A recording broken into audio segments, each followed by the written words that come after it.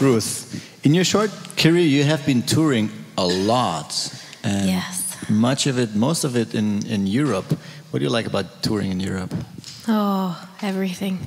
I mean, it's our life. I think we feel more comfortable on the road than we do at home.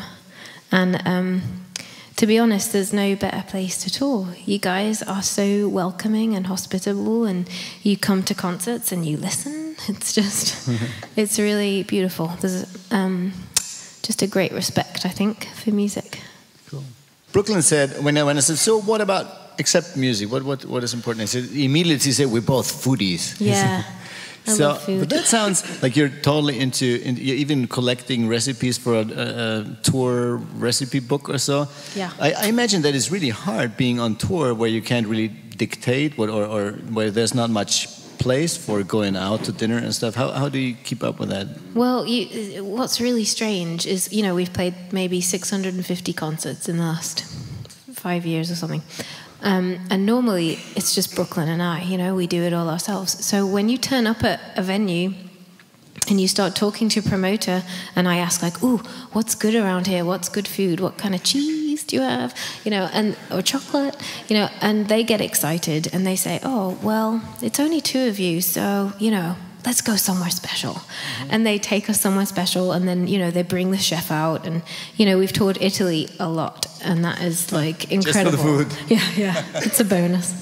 Yeah, I just start asking them what they're making things with and I write little notes when they're not looking and try and copy it at home. So yeah, we're just lucky because it's 2 of us. They get excited and take care of us in a different way, I think. So do you have a special favorite recipe from Germany or Berlin or so? It's a really, you know, oh yeah, I've got one. This is funny. So we stay with a friend of ours. He's actually in the band Teil. Teil, you know that band? Teil, yeah.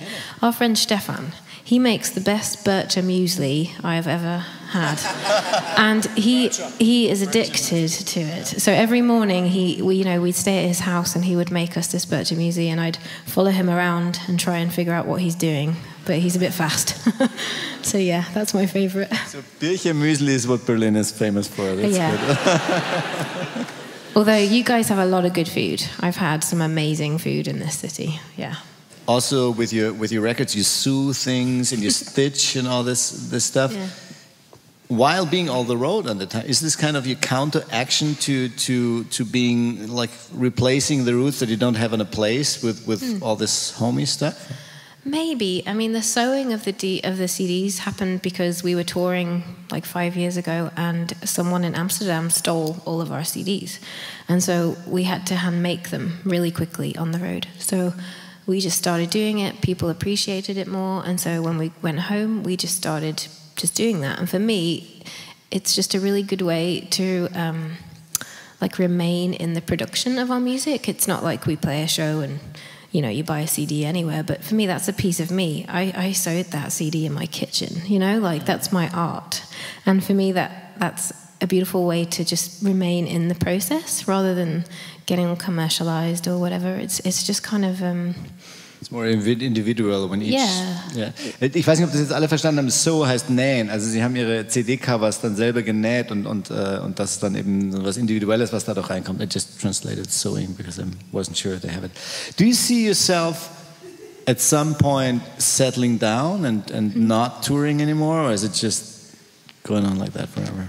You know, every year we say, oh, 1 more year, and then we'll reassess. And I don't know if anyone else does that with their life either, but, you know, we just can't stop. It just seems wrong. It seems like, why would we do anything else? But, you know, we're a married couple. Maybe we want to have a kid or something, and then we have to think about how do you do that on the road. So I don't think it will stop, but I think we'll have to evolve. But I really think, you know, we just get, you know, when we're at home, it just doesn't feel right. It's like a few weeks is good, but we get a little bit itchy to get out again. We need to get back in.